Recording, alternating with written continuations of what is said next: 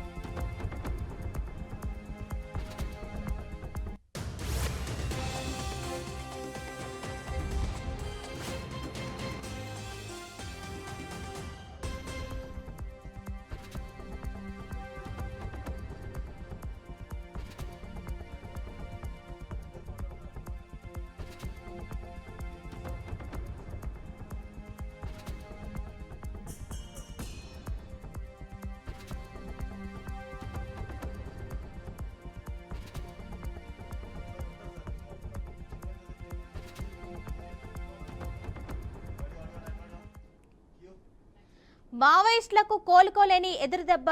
అబూజ్మడ్ ఎన్కౌంటర్లో అగ్రనేతలు హతమయ్యారు. నిన్న ఎన్కౌంటర్ జరిగిన ప్రాంతంలో మావోయిస్టు పార్టీ కేంద్ర కార్యదర్శి నంబళ్ల కేశవరావు, మిలిటరీ కమిషన్ ఇన్ఛార్జ్ ఆసన్న కూడా ఉన్నట్లు సమాచారం. నంబళ్ల కేశవరావు, ఆసన్న హతమయ్యారా, తప్పించుకున్నారా? మావోయిస్టు అగ్రనేతల ఆచూకీపై స్పందించిన పోలీసులు. నిన్న బైరంగార్లోని మావోయిస్టుల క్యాంపుపై భద్రతా దళాల దాడి 40 మంది మావోయిస్టులు మృతి చెందారు.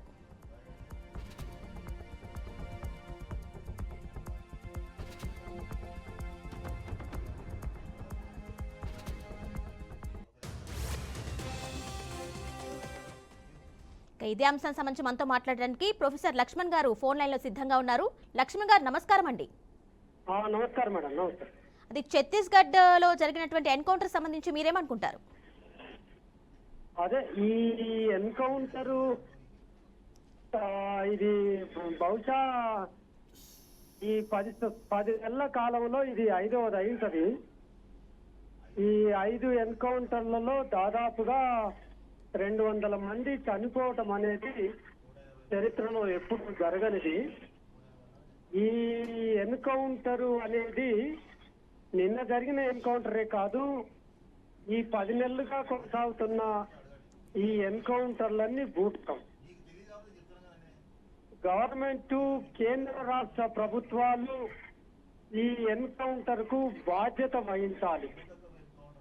కేంద్ర హోంశాఖ మంత్రి ఈ 10 నెలల కాలంలో దాదాపుగా 3 సార్లు ఛత్తీస్గఢ్ సందర్శించి ఆయన అభివృద్ధి గురించో ఆదివాసీల గురించి మాట్లాడలేదు. మావోయిస్టులను మట్టుబెట్టండి, ఇనుప బూట్లతో తొక్కేసేయండి, ఏరివేయండి, భౌతికంగా నిర్మూలించండి, ఈ సందేశాలు ఆదేశాలు పోలీసులకు బలగాలకు ఇచ్చి వెళ్ళిండు. 2026 మార్చి 31 వరకు తుది నక్సలైట్ ను కూడా అంతం చేస్తానని ఒక రాజ్యాంగబద్ధమైన స్థానంలో ఉన్న ప్రజా ప్రతినిధులు, మంత్రులు ఈ పరిభాషలో మాట్లాడవచ్చా? అది రాజ్యాంగ వ్యతిరేకము, చట్ట వ్యతిరేకము కాదా? మొత్తం వాళ్ళు లేవదీస్తున్న మావోయిస్టులు లేవదీస్తున్న సమస్య రాజకీయ, ఆర్థిక, సాంస్కృతిక, విద్యాపరమైన, ఆకలికి సంబంధించిన, వనరులకు దోపిడీకి సంబంధించిన అంశము. ఈ అంశాన్ని అడ్రస్ చేయకుండా ఎవరైతే ఆ పీడిత, తాడిత, పేద వర్గాల సమస్యలైతే బయటికి తీసుకొస్తారో వాళ్లను తుదముట్టించుడు, నిర్మూలించుడు అనే వ్యాఖ్యానాలు, చర్యలు ఏమైతున్నాయో ఏ చట్టాలు సమర్థిస్తాయి, ఏ రాజ్యాంగం సమర్థిస్తుంది? ఇది పూర్తిగా చట్ట వ్యతిరేకము, రాజ్యాంగ వ్యతిరేకము కాదా?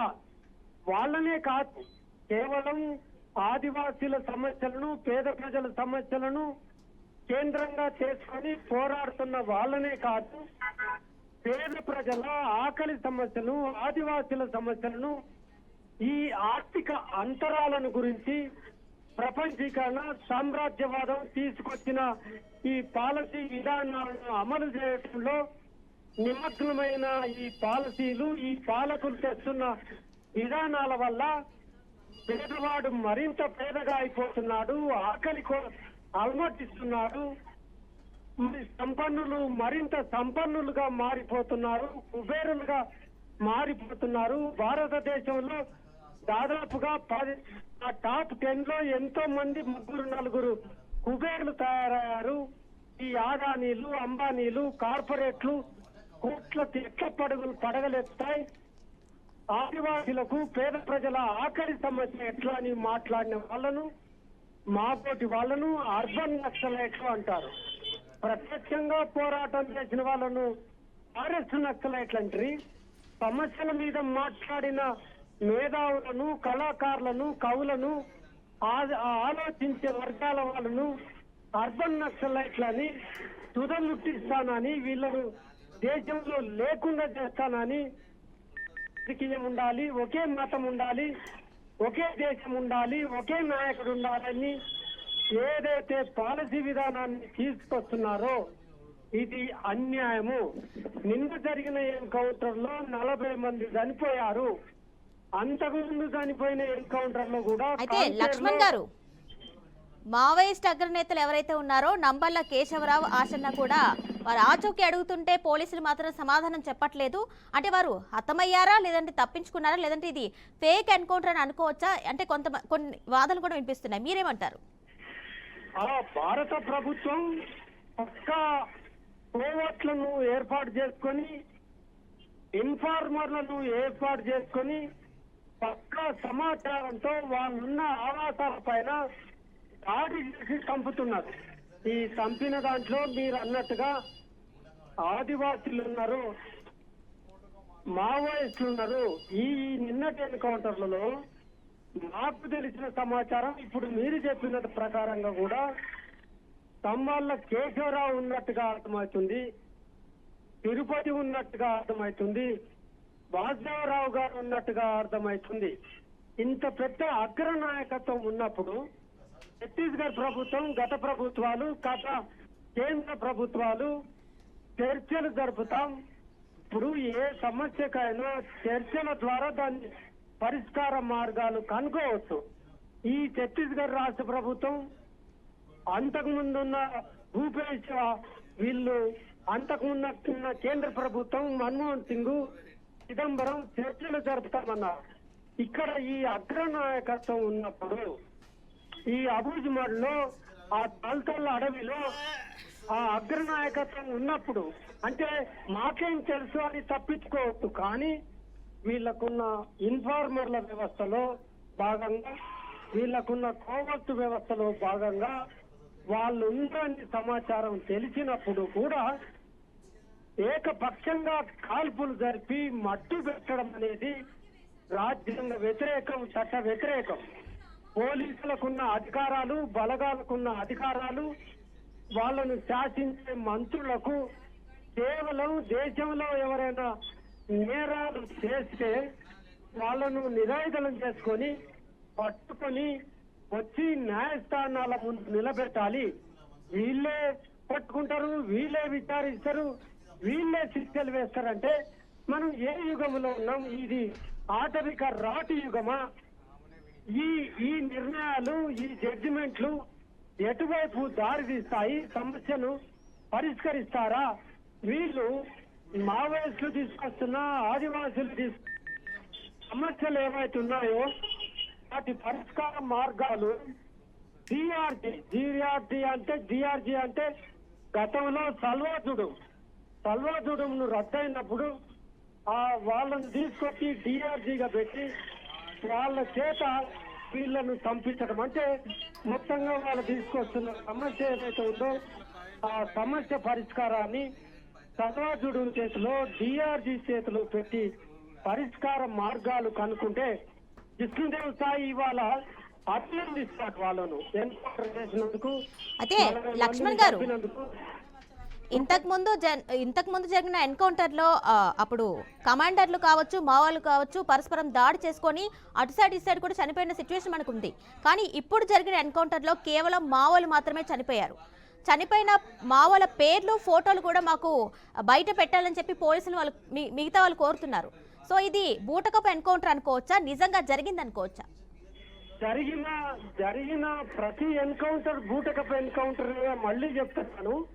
చట్ట ప్రకారంగా ప్రతి ఎన్కౌంటర్ లో ఎవరు చనిపోయారో ఆ చనిపోయిన వాళ్ళ పేర్లు ఫోటోలతో పాటుగా బహిరంగంగా ప్రకటించాల్సిన అవసరం ఆ బాధ్యత ప్రభుత్వం పైన ఉంది. ఇప్పుడు ఎందుకు ప్రకటిస్తలేరు? మేము పౌరాత్ర సంఘం ప్రభుత్వాన్ని డిమాండ్ చేస్తున్నది ఏంటంటే ఈ ఎన్కౌంటర్లలో ఎవరు చనిపోయారో వాళ్ళ పేర్లతో పాటుగా ప్రకటించండి.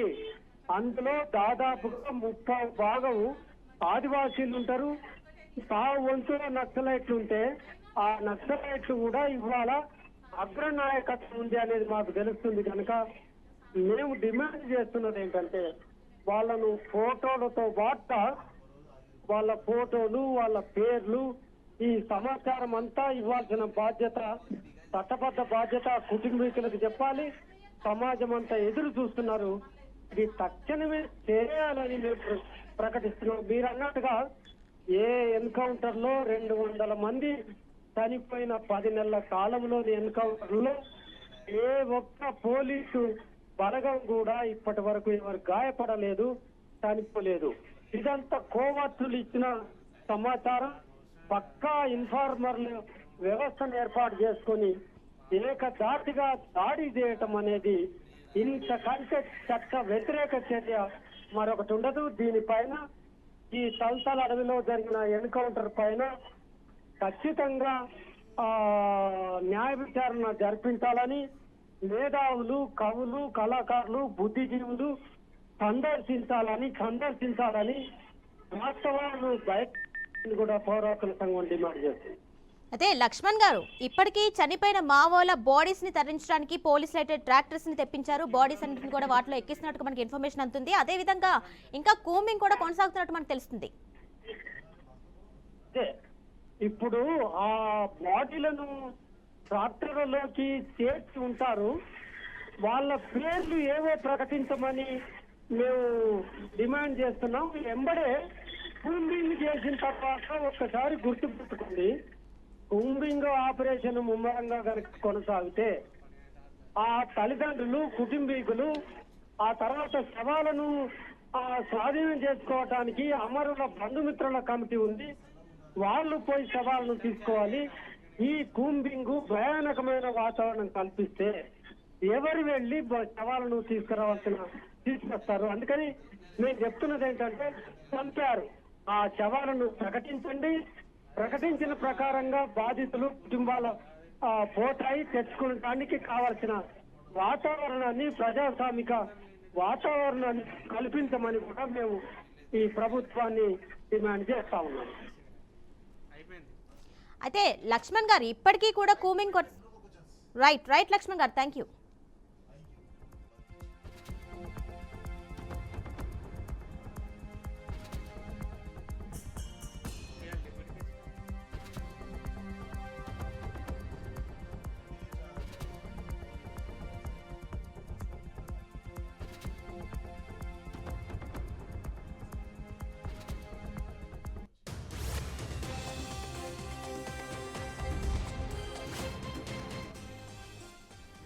బ్రేకింగ్ చూస్తున్నాం. ఛత్తీస్గఢ్ దండకారణ్యంలో మరోసారి తుపాకీల మోత మోగింది. నారాయణపూర్ టు దంటేవాడ జిల్లాల సరిహద్దుల్లో జరిగిన భారీ ఎన్కౌంటర్లో మావోయిస్టులకు కోలుకోలేని దెబ్బ తగిలింది.